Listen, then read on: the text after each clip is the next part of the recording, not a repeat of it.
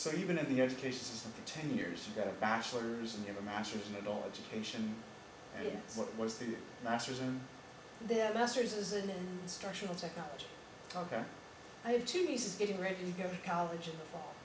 And one of them, her mother's never been to college before, so she has a lot of questions. And she wanted me to come along on one of the tours of the school that they were going to go check out, because they're going around checking out different culinary schools, because that's what she wants to go into. And they know that I teach at college and that I have a master's in education. So, of course, they have a lot of questions for me because I'm the inside person.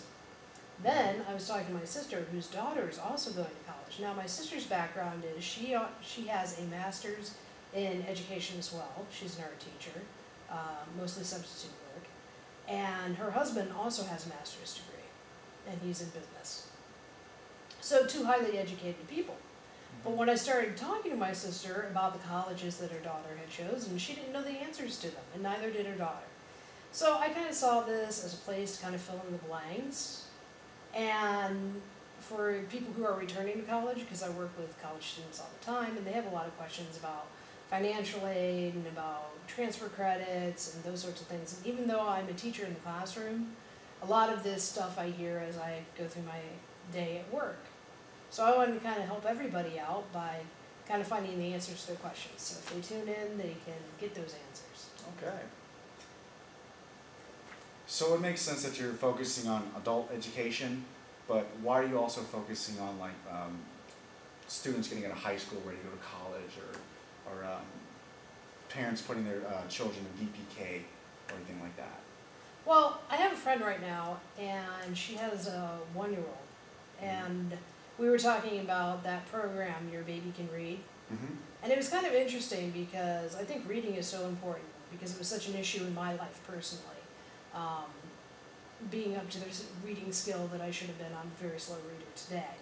And she was just saying, well, I want my kid to be a kid a little longer before I start doing things like that. And so I actually started researching the whole Your Baby Can Read. And then I started thinking, well, you know, what other things do new parents who don't have children, you know, what do these parents need to know about what kind of educational level their children have to be before they even enter something like pre-K or first grade or kindergarten, what's the kind of information they need to know that maybe they're not getting?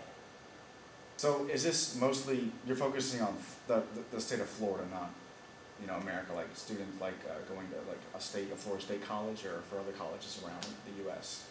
Well, the show is going to focus on a broad area of education because, like I said, it's going to be everything from your first-time parent to you're 30 years old and you're returning to college and you've never been. It could be how to find, there's another example, is my niece who is in the 7th grade is having some issues with her studies. So my sister, I was talking to her about that, and I was saying, gee, there's just so much online these days that you can go and access. And if she's not learning through reading, there are a lot of different ways that you can learn. You can learn through games online and audio and video, and to kind of get that information together and put it somewhere like on the website. So, but to answer your question specifically about just focusing out on Florida, it's going to focus mostly in Orlando and then Orange County. We want to cover that area because that's the area we're coming from.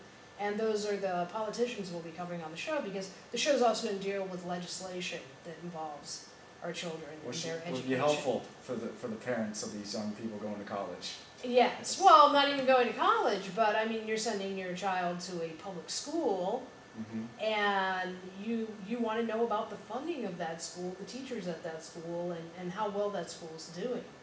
And so we're not even going to only focus on Orange County and Orlando, but Florida as a whole, and then even nationally and globally. I mean, how are American schools really doing they just did a report on how we're doing against China. And we've always been racing against other countries, and we're ranking not as high as we should be ranking. I don't want to ask for being a number one nation, or the nation. We're not as ranking as high as we should in education, and that becomes a problem. If our students aren't learning, then they won't be able to solve the problems that are coming up in the future, like world hunger, as our population grows, and jobs, we won't be able to stay on top. Will the show take place here in the studio? Okay, we intend to film all over Orlando area and Orange County. So even though today we're in the studio, we could be at a politician's office interviewing them, or we'll have them come into here. And eventually we're looking to actually get out onto the street and talking to people, and actually doing live shows as well. We're actually looking into the Walt Disney Amphitheater down on Lake Eola. We'd like to do some shows down there and bring some kids in from different elementary schools or high schools or junior highs, depending on what the topic of the show is for the day. We also hope to go to schools and talk to students and talk to teachers as well. So who exactly is the show for?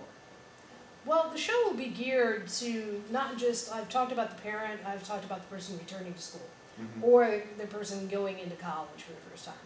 But basically it's going to be for the parent, it's going to be for the educator, it's going to be for the politicians, it's really going to cover everybody. The only people who don't have to be concerned are the people who don't pay taxes and don't have kids. And I'm not quite sure who those people are. They can still learn because they might have nephews or nieces, so they might. You might have those. Like you're the aunt helping out your nieces, so. Yeah. So technically, but yeah, okay. Okay, so it sounds like you're going to cover a lot of stuff because there's a lot of rules, laws, and there's plenty of schools out there, and there's a lot of kids and parents who are sending their kids to school. So again, there's a lot of information. So how are you going to get all this information out there? Well, that was my idea for the show, that we would have certain topics for the show, and that we could get those out using a public access channel of some sort. But we're also, for extra information, because in half an hour, once a week, you're not going to cover everything. People are going to want to know more. And for that, we have a website. And you can go to our website and you can access a lot of things on learning that will either help your child learn or information about financial aid. Basically what we're going to do is we're going to take all the information, large amounts of the information out there, and we're going to direct people from our site to them. So hopefully we'll be answering questions, because even when you do internet searches on your own, you don't always search for that right answer or that right information. So we're gonna filter some of that through and send people off to those places where they can get more information about whatever educational topic that comes up. Okay. Going off your website, with the internet, why should people go to your website as opposed to just going to like a basic search engine and just typing in their questions? Why go to your website? Well, because the people who are going to be setting up the website, myself and others, we have degrees in education, we work in the field, and being those types of people, it's almost like whenever you create a class curriculum, you play the student when you're putting the information together. You have to play the student because you have to know what questions the students are going to ask so you know what answers to bring forward. So that's what we're doing on this website. We're kind of playing the person out there who's watching, the person who has the question. So we're bringing the question there and giving you the answer. If you go for a search on your own, you may not ask yourself that question. So you may not even get that answer. Okay, so you're not going to have like 96 million answers from one search. It's just going to directly answer that person's question? Well, because I've been on the internet and I type in one thing and 96 million hits come up. So hopefully, like, your website will condense it down and get me right to that answer. It should get you to the answer, or it'll ask the question that you didn't think to ask.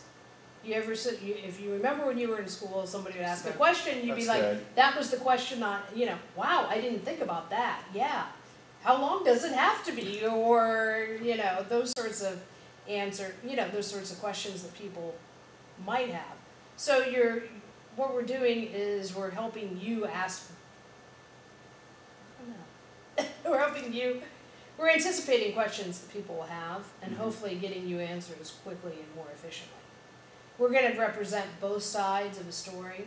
For our first show, Your Baby Can Read, where we're going to examine reading at different levels.